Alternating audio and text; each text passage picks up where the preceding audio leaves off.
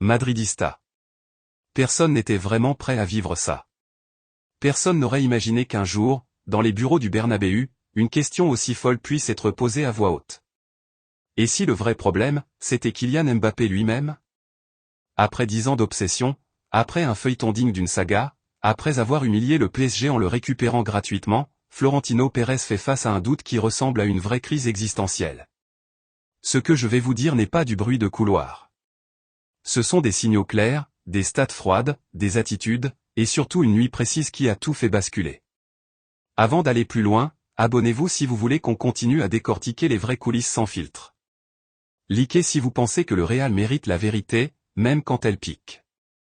Et dites-moi en commentaire, faut-il tout construire autour de Mbappé coûte que coûte, ou commencer à envisager sérieusement un plan B? Retour en arrière, l'euphorie de l'arrivée. Tout était parfait sur le papier.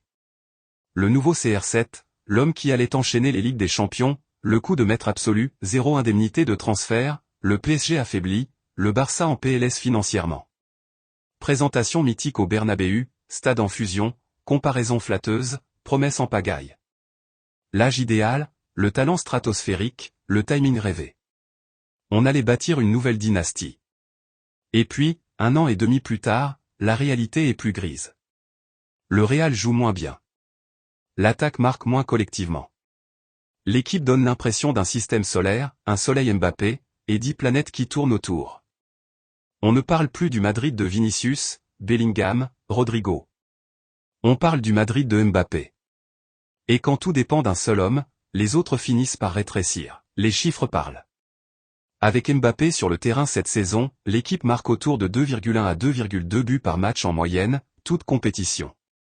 Sans lui, on tourne souvent à 2,2 voire plus, avec une défense plus solide, moins de buts concédés. La saison passée, avant son arrivée, le Real flirtait régulièrement avec les 3 buts par match dans certaines phases. Au PSG, même schéma, après son départ, Paris marque plus collectivement, les buts sont mieux répartis. Coïncidence? Peut-être une fois. 2 fois, dans 2 clubs différents, ça devient un signal sérieux. Regardez Gonzalo Garcia, 0 but avec Mbappé dans l'équipe, 10 réalisations dès qu'il est absent. Même joueur, même coach, même système. La seule variable? La présence ou non du français. Quand Mbappé est là, tout le monde presse pour lui ouvrir des espaces, et le dernier tir revient souvent à lui. Quand il n'est pas là, les responsabilités se redistribuent, les coéquipiers osent frapper, la confiance monte. Le vestiaire commence à craqueler. Fran Garcia a osé le dire publiquement, quand un joueur ne court pas, ne presse pas, ça fatigue les autres. Il n'a pas nommé Mbappé, mais tout le monde a compris. Quelques semaines plus tard, ces minutes fondent comme neige au soleil. Le message est clair, critiquer le leader, même indirectement, ça expose. Dans le vestiaire, ça murmure. Rodrigo traverse des séries noires. Vinicius alterne le très haut et le très bas. Bellingham sacrifie ses projections offensives pour équilibrer. Endrick, le crack annoncé, reste souvent sur le banc ou en orbite. Ce n'est pas que le talent disparaît, c'est l'écosystème qui change. Sans ballon, l'usure. Mbappé reste monstrueux balle au pied, personne ne conteste. Mais sans ballon? La pression collective souffre. Les courses défensives sont moins nombreuses de sa part. Les autres compensent. L'équipe court plus pour protéger un joueur qui dose ses efforts. La fameuse « dépendance Mbappé » s'installe. Et puis il y a le salaire, les bonus, l'engagement long terme. Ce n'est plus juste un joueur. C'est une structure de pouvoir intégrée au club. La blessure est la fameuse nuit. Le genou gauche.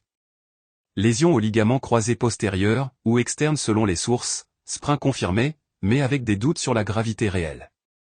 Traitement conservateur, prudence absolue recommandée. Mais le calendrier ne pardonne pas, Liga, champion, et dans 100 jours, la Coupe du Monde qui obsède la France et le joueur. Priorité club vs priorité sélection. Le Real veut des points maintenant. L'entourage demande de la gestion. Les coéquipiers voient certains se vider chaque semaine pendant que la star dose. Et puis ce lundi soir contre Retafe. Match piège, Bernabéu tendu, points cruciaux pour la Liga. Tes coéquipiers se battent sur le terrain. Le stade vibre. Et Mbappé? À Paris. Pas en rééducation, pas en consultation, en soirée, image nocturne avec Hakimi. Peu importe le contexte exact. L'image est terrible. Dans un club comme le Real, l'image est tout. Les médias espagnols s'enflamment. Les supporters se posent la question, peut-on être le visage du club le plus exigeant du monde et envoyer ce signal au pire moment? Le dilemme de Florentino. Florentino n'est pas sentimental. Il gouverne avec des chiffres et des résultats. Il a vu le PSG s'épuiser à bâtir autour d'un seul homme, entraîneur qui passe, système qui s'adapte, star qui s'efface. Et aujourd'hui Paris est plus équilibré, et plus performant collectivement. Au Bernabéu, la question devient institutionnelle, peut-on accepter qu'un joueur, aussi génial soit-il, conditionne l'équilibre sportif, vestiaire, économique et médiatique? Alors, Madridista, à vous. Si vous étiez Florentino, que feriez-vous? Continuer à miser sur le temps, espérer que la blessure passe, que les automatismes viennent, que le vestiaire se réconcilie? Ou accepter que certains signaux sont trop forts, et rééquilibrer maintenant, quitte à encaisser un choc économique et d'image?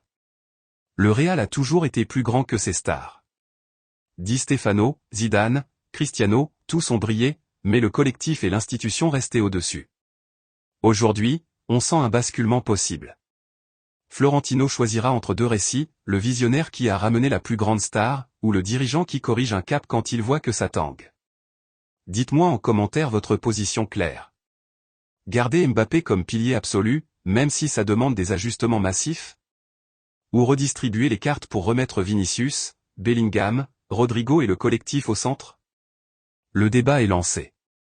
Il va durer. Et il pourrait bien définir la prochaine décennie méringuée. Allez Madrid. À la Madrid siempre.